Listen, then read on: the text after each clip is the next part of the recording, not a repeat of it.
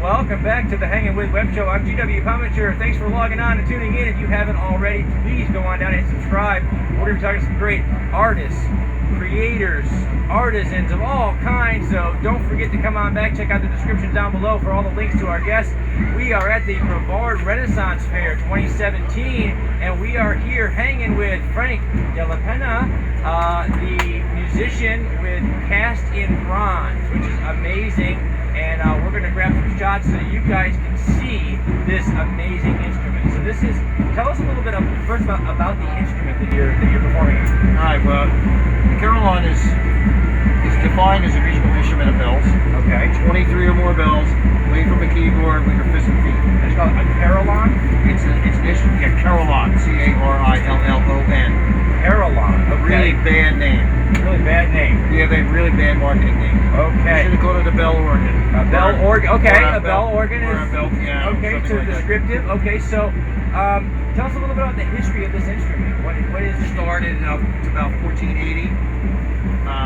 It was an instrument that was created for bell towers. Okay. Back in those time periods, the bells were the timepiece. They would tell people when to go to work, when to go home for lunch, etc., when there was a fire. And then they decided that if we had a couple more bells, we could play our town song.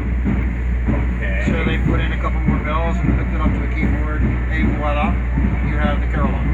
Wonderful. Okay, so it's an instrument for the towers.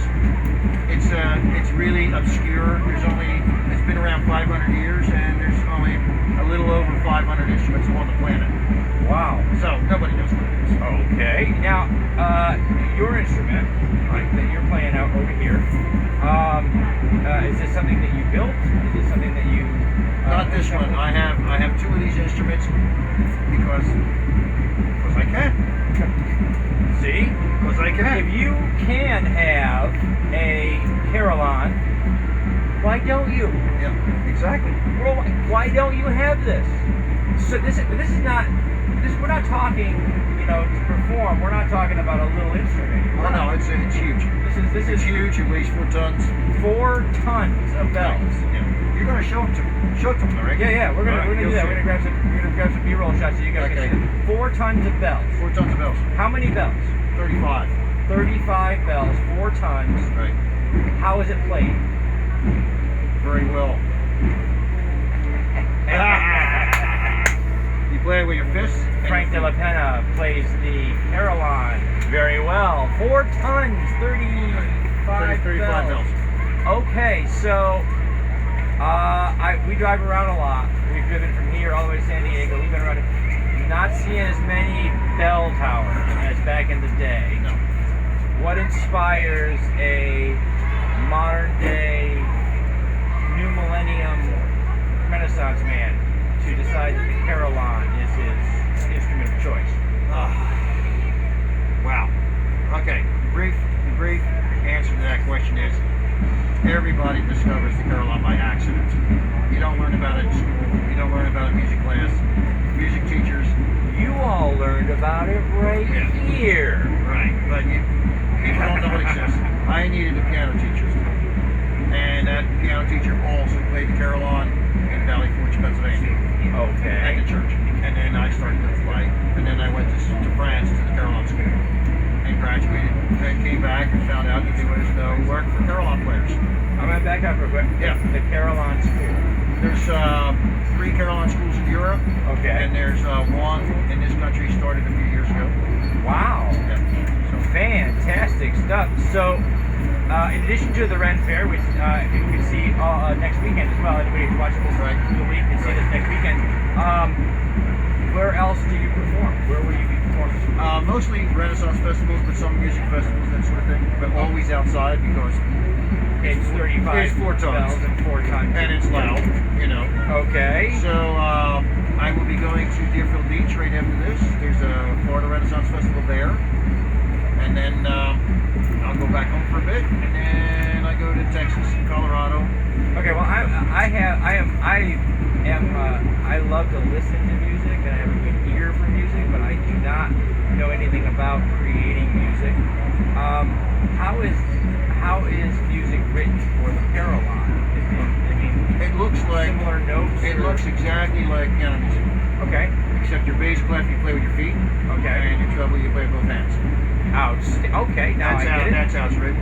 What I've done, which most people haven't done with the Carillon. The Carillon, because it's in a tower, it's always been heard as a solo instrument. That's it. And what I've done is I wanted to legitimize the instrument. You can only do that if you play with other instruments. Okay. So I actually, when I started, I put it in the band.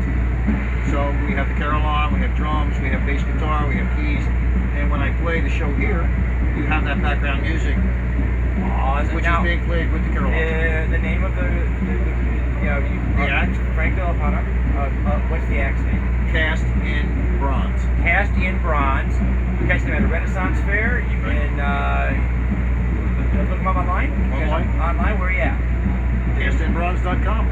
It doesn't get any easier than that. CastinBronze.com. You look down in the description down there. We're gonna have a little fun now. All right. So we want to know. For the Renaissance Fair, that covers a time period, because the Renaissance was a reawakening, an enlightenment. All times before that, with the exception of the Dark Ages, where they didn't want to talk about anything.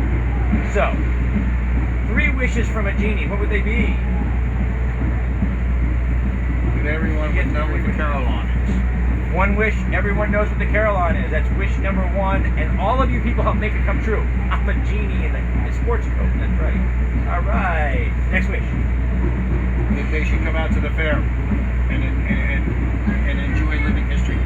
World Wide Web. Again, if you're watching the Hangin With Web Show, next weekend you can still catch the Brevard Renaissance Fair. You can also go to castingbronze.com and check out wherever they're going to be next. Come to the Renaissance Fair. That's wish number 2. Again, I'm getting better at this, guys. Wish number 3. World peace. Why not? Alright, I'm not going to take credit for that one. I can't do that. Okay. Anyway, but you people on the World Wide Web can. World peace. That's the next wish. What? We know that you're a talented musician. That's debatable, but let's say that. Let's say that. Okay, well, let's say that because it sounds good. Yeah, tell me this. What is your hidden talent? What's a talent that only maybe your wife knows about? You're sick people. A hidden talent? Yes. Oh, I'm really good at aggravating people. Oh, well, I can do that. Yeah, I'm kind of like Howard Stern, but I don't get paid like he does, you know. Okay, all right. The most aggravating musician. All right, there's no award show for that. When you were a kid, what did you want to do when you grew up? I always wanted to be a performer. You always wanted to be a performer? Really? Ever since I started playing the piano years ago. Running around the house, annoying the parents. Yeah. That kind of awesome. That's fantastic. I could tell you how this started, which might be of interest to your viewers. Is that cool? These people are interested in a lot of things. So please, yes. What's most interesting about Cast in Bronze is it shouldn't have been created. Okay. And it shouldn't have been successful. And when you play the Carillon, you don't have any expectations. But when I was in Europe and studying at the school, I heard the Carillon being played with other instruments, and I started to write this music. And it was a futile exercise because you couldn't play it. You couldn't play it on the tower instrument. But I wrote it anyway. What I needed was a traveling Carillon. Something on the ground that I could move from place to place and I could put together with other instruments. That instrument had not been created when I wrote the music. 20 years go by, I find out, I finally come back to the United States, and I learned that that instrument has been created, and it ends up in the United States. I know what to do with it, I love it, but I'm never, ever going to have the money to buy it. Ever. So I wished for it. 20 years later, I'm playing at a church in a tower, and a stranger walks in there, and he said, you know, people should see you do that. And I go like, yeah, whatever. And then 2 weeks later, he called me on the phone. He said, I think I found a Carillon on wheels. And I said, no, you didn't. And I said, there's only one in this country, and it belongs to a man named John Hall. He said, I'm calling you from John Hall's house. That would be... So he basically said, if you know what to do with this, I'm going to buy it. So he bought the instrument, and he said, go ahead, let's see if you can make people like it. That's why cast in bronze exists, and it's been magical ever since. What a great 20 years. 20 years went by. A lot of studying, a lot of work with Carillon music. 20 years, and now you're out there performing. Right. That is. And this is my 25th year doing this. 25 years. So I know I sound and so he's 100. And underneath of this, beneath the mask, he's 110 years old. Yeah. So, but Frank Della, this is what the show's all about. This is about telling young creators, young artists, people out on the World Wide Web, chase that dream down. You chase it down, and find it, and find that thing that's creative that makes you whole. And share it with the world, and that's what Frank Della Penna has been doing with Cast in Bronze. He's a musician that plays the carillon, which for those of you who don't know it, we're going to review real quick, is a musical instrument made up of bells. Right. And we're not talking about little bells, guys. We're talking about bells, like church bells. And Frank's instrument is 35 bells, 4 tons. You can catch him at a Renaissance Fair near you. We do have to wrap it up, and we're going to show you some B-roll here of Frank performing. And thank you so much. We want to say a special thanks to all of our friends and partners out there: Something Unique Magazine, the Florida Book News, Word Flyer Press, Space Ghost Comics, Famous Faces and Funnies, the Historical Miniature Gaming Society South. I'm GW Comicher, and we've been hanging with Frank Della Penna of Cast in Bronze. Thank you so much, and remember, subscribe, log on, tune in, and see who we're hanging with next.